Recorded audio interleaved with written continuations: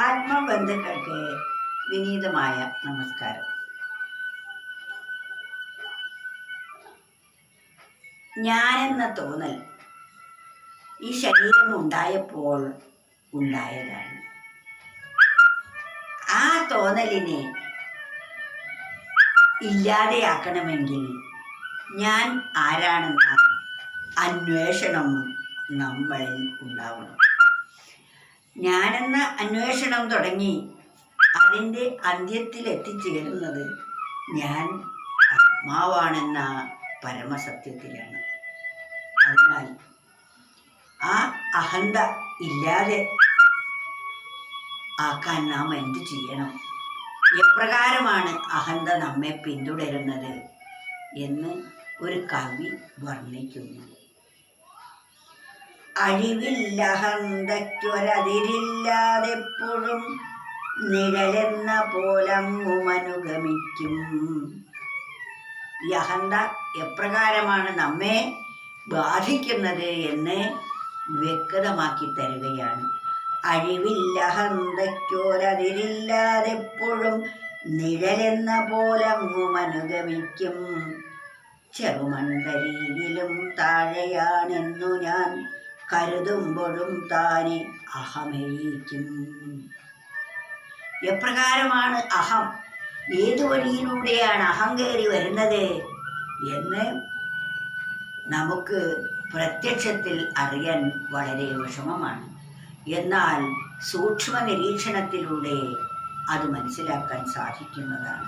അതെങ്ങനെയൊക്കെയാണ് എന്നാൽ, അഴിവില്ല അഹന്തയ്ക്കൊരതിരില്ലാതെ എപ്പോഴും, ഒരതിരും എതിരുമില്ലാതെ, ആരുടെയും സമ്മതം നോക്കാതെ നമ്മെ നിഴലെന്ന പോലെ അനുഗമിക്കുന്നതാണ് ഈ അഹന്ത.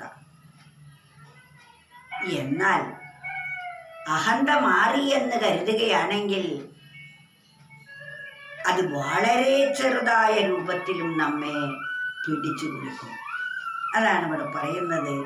ചെറുമൺതരിയിലും താഴെയാണെന്നു ഞാൻ കരുതുമ്പോഴും താനെ അഹമേയിക്കും.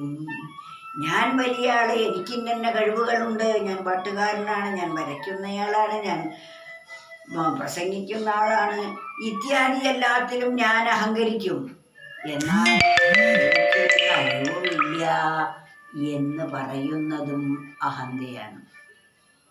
അതാണ് ചെറുമൺതരിയിലും താഴെയാണെന്നു ഞാൻ ഇതിനെല്ലാം താഴെയാണ് എന്ന് കരുതുമ്പോഴും അഹമേയിക്കും. ഞാനൊന്നുമല്ല എന്ന് പറയുമ്പോഴും അഹമാണ് തലപൊക്കുന്നത്. ഞാൻ എല്ലാമാണെന്ന് പറയുമ്പോഴും അഹന്തയാണ് തലപൊക്കുന്നത്. എല്ലാമാണെന്ന് പറയുമ്പോൾ അഹന്ത തടിച്ചു കൊടുക്കുന്നു. എന്നാൽ ഞാൻ ഒന്നുമല്ല എന്ന് പറയുന്നത് എല്ലാമാണെന്ന് ഉള്ളിൽ ധരിച്ചുകൊണ്ടാണ്. എന്നിട്ട് മറ്റുള്ളവരെ ബോധ്യപ്പെടുത്താൻ വേണ്ടി നടിക്കുകയാണ് ഞാൻ ഒന്നുമല്ല എന്ന്. അതാണ് അഹന്ത വിട്ടുപോവാത്തത്.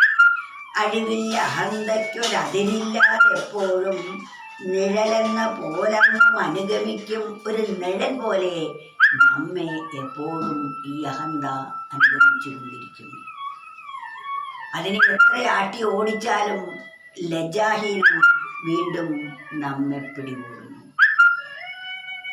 ശരീരമുള്ള കാലം അത്രയും, ദേഹോഹബുദ്ധി ഉള്ള ആ സമയം അത്രയും ഈ അഹം എഴുന്നേറ്റ് നിൽക്കും. എപ്പോഴാണോ നിരന്തരമായ ആത്മവിചാരത്തിലൂടെ ആത്മോഹബുദ്ധി നമ്മളിൽ തെളിഞ്ഞു വരുന്നത്, അപ്പോൾ ഈ അഹന്ത ആത്മാഹന്തയായിട്ട് മാറി. ഇപ്പോൾ ദേഹാഹന്തമാണ്. ദേഹോഹം എന്ന തോന്നൽ പോയി ആത്മോഹം എന്ന തോന്നൽ നമ്മളിൽ വളർത്തിയെടുക്കണം. നമ്മൾ ദേഹോഹബുദ്ധി, ആത്മോഹബുദ്ധി മറന്നപ്പോഴാണ് ദേഹോഹബുദ്ധി ഉണ്ടായത്. ഇനി ആത്മോഹബുദ്ധി തെളിഞ്ഞു വരുമ്പോഴാണ് ദേഹോഹബുദ്ധി മറഞ്ഞു വരുന്നത്. ഇത് നിത്യ ജീവിതത്തിൽ നമ്മൾ പ്രായോഗികം ആക്കേണ്ടതാണ്. അപ്പോൾ മാത്രമേ നമുക്ക് നമ്മുടെ യഥാർത്ഥ സ്വരൂപത്തെ തിരിച്ചറിയാൻ സാധിക്കുകയുള്ളൂ. അതിനാൽ നാം വീണ്ടും വീണ്ടും മനനം ചെയ്ത് ഉറപ്പിക്കേണ്ട ഒരു സുഭാഷിത രത്നമാണ് ഇത്. അഴിവില്ലഹന്തയ്ക്കൊരതിരില്ലാതെപ്പോഴും നിഴലെന്ന പോലങ്ങും അനുഗമിക്കും. ചെറുമൺ തരികിലും താഴെയാണെന്നു ഞാൻ കരുതുമ്പോഴും താനെ അഹമെഴിക്കും.